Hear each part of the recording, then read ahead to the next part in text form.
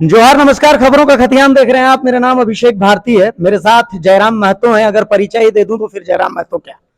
जयराम, बहुत स्वागत है खबरों का खतियान में। धन्यवाद दादा, आपका भी डंके की चोट बहुत याद आता है। When you create alternate you must have a plan.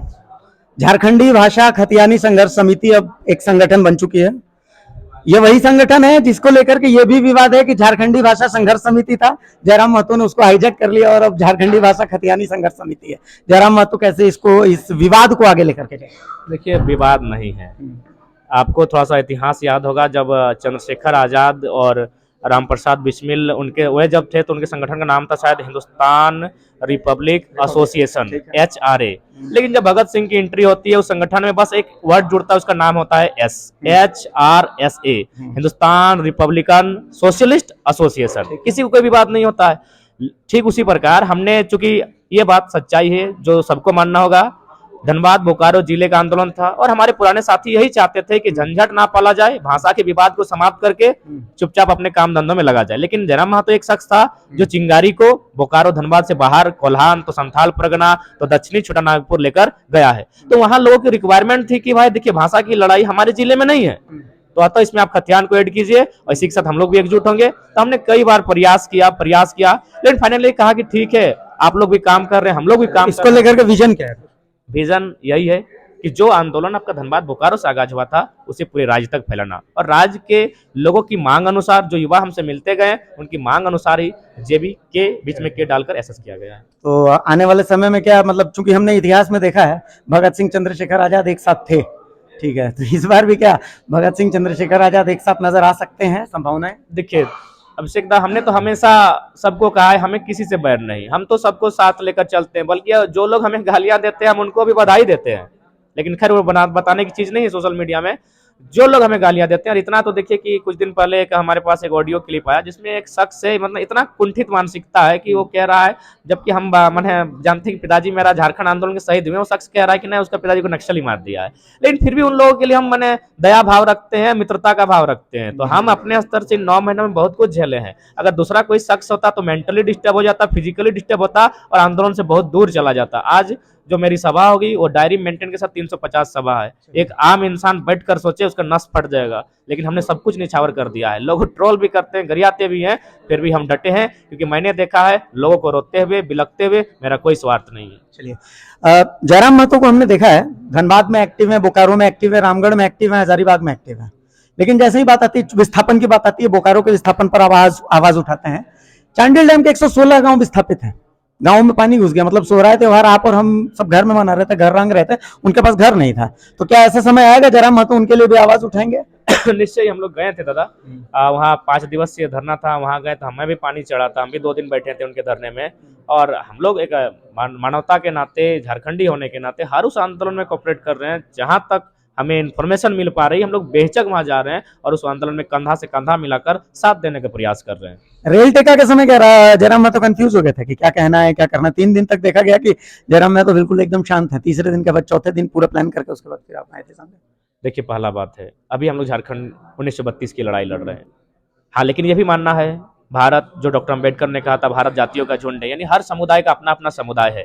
आप अपने समुदाय से नहीं कट सकते हैं। लेकिन फिलहाल हम झारखंड के मुद्दे के साथ बढ़े थे, इसीलिए हम अपने समुदाय को नहीं देख पाए। जिस प्रकार हम अपने परिवार को नहीं देख पाए, अपने परिवार के साथ खड़ा नहीं हो पाए, तो ये मानना है। लेकिन मेरे जो समुदाय के लोग, मुझे लगता है हमसे बेहतर वहाँ लोग हैं। मेरी अगर वहाँ उपस्थिति ना भी होगी, इस लड़ाई को हमसे बेहतर लड़ लेंगे। जयराम महतो कुर्मी है कुर्मी है क्या? अपने आप को क्या मानते हैं? कुर्मी, अड़ो। अपने आप को कुर्मी मानते हैं? अड़ो। क्योंकि आपको कई बार हमने सुना है कि राड़ का बच्चा हूँ, मिट्टी में ही मिल जाऊंगा, तमाम चीजें। तो आप भी इस राड़ सभ्यता को मानते हैं तो वही आपकी पुरखैनी सभ्यता? बिल्कुल है, और बिल्कुल उसका प्रमाण नदी नाला गाड़ा ढोड़ा देता है, क्योंकि हमारे जो मूल देवता भूता है वही वास करते हैं। गोष्ठी में विश्वास? हाँ, गोष्ठी में भी विश्वास करते हैं। हमारा टोटेमिक है, हम लोग एकासी गोष्ठी है, कड़वार, सांकवार, मुतवार तो है हमला। लेकिन जयराम महतो के बहुत सारे फॉलोअर्स हैं, तो आप मानते हैं कि आप झारखंड के लिए आपके मतलब लाखों लाख फॉलोअर्स हैं, लेकिन आपके फॉलोअर्स जो हैं वो थोड़ा सा डाइवर्ट हो जाते हैं। डाइवर्ट ऐसे हो जाते हैं कि जयराम महतो को कभी नहीं देखा है कि वो किसी और त्योहार का मजाक उड़ाते हैं, किसी और संस्कृति का मजाक उड़ाते हैं। अपनी संस्कृति को मजबूत करना है, दूसरे की संस्कृति की तौहीन नहीं करनी। लेकिन अभी 2 दिन पहले 3 दिन पहले मैं देख रहा था छठ का मजाक उड़ाया जा रहा है, दिवाली का मजाक उड़ाया जा रहा है।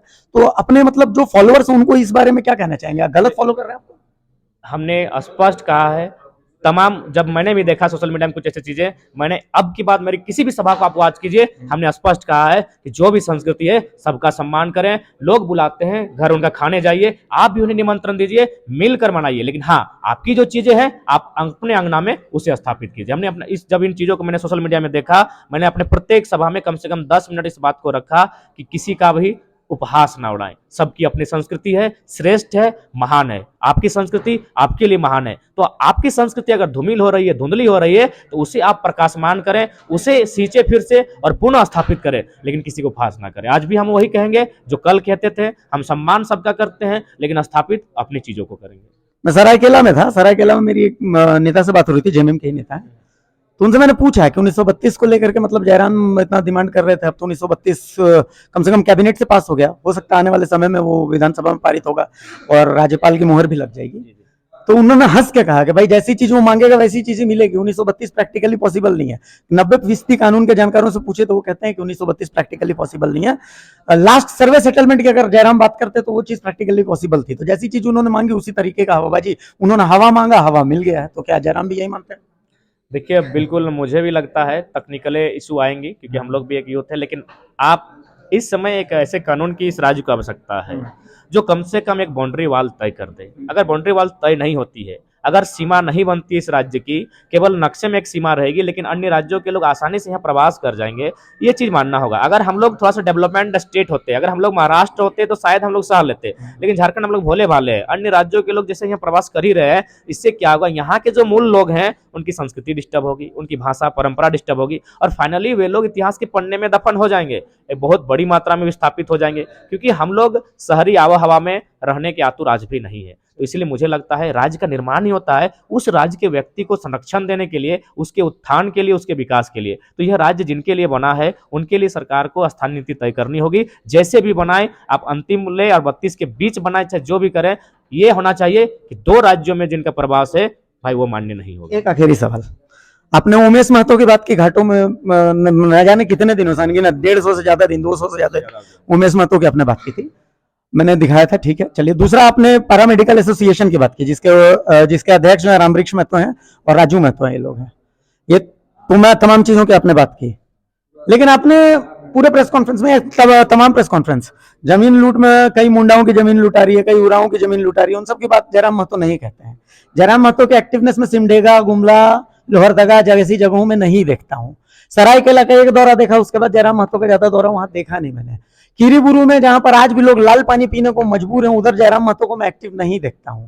मैं नहीं देखता हूं कि पलामू और गढ़वा की तरफ जयराम महतो एक्टिव होते हैं। तो क्या मतलब चेहरा चीन चीन के, चेहरा देख देख के जयराम महतो मुद्दे चुनते हैं, या फिर ऐसे मुद्दे जयराम महतो को चुनते हैं जहां पर महतो वोट ज्यादा हो या जहां पर आजसू की एक्टिविटी ज्यादा हो? नहीं, ऐसा बात नहीं है। जहां हमें बुलाया जाएगा, हम कुछ दिन पहले गुमला में थे, बॉक्साइट के मुद्दों पर बात की है। सिमडेगा में जल्द हम लोग का काम हो रहा है। हम चतरा नहीं गए थे, कुछ दिन पहले चतरा में सभा हुई पेपरवार के क्षेत्र में। ऐसा नहीं है, हम लोग एक साधारण छात्र आज भी हैं। हमारा जो सामर्थ्य है, हमारी जो शक्ति है, और दूसरा बात, लोग बुलाएंगे तभी तो। हम लोग छात्र हैं, आज भी हम लोग संकुचित रहते हैं, हम चले गए और वहाँ अगर हम मैंने, तो इसलिए आप जहाँ मुद्दे हैं, कम से कम अगर मुद्दों से हमें अवगत होना चाहिए। आपने तमाम मुद्दों की बात कही, वो मुद्दे अगर मुझ तक आएंगे तो हम निश्चय ही जाएंगे। आप रोज खबरों का खतियान देखिए, रोज मैं एक मुद्दा ऐसा उठाता हूँ जो आपके लिए। ठीक है, जरूर हम देखते हैं, लेकिन कुछ दिनों से देखें ऐसे जरूर देखेंगे, और निश्चय ही तमाम मुद्दों के साथ, झारखंडियों के साथ हैं हम, और जहां हमारी जरूरत पड़ेगी हम लोग वहां लड़ने के लिए तैयार हैं। तो जयराम महतो थे, सवाल तो इतने सारे हैं कि पूरा दिन निकल जाएगा जयराम से बात करते करते, लेकिन फिलहाल यही सवालों को विराम देते हैं, आगे फिर बहुत सारे सवाल लेकर के आएंगे। लेकिन तब तक के लिए नमस्कार, जोहार, शुक्रिया।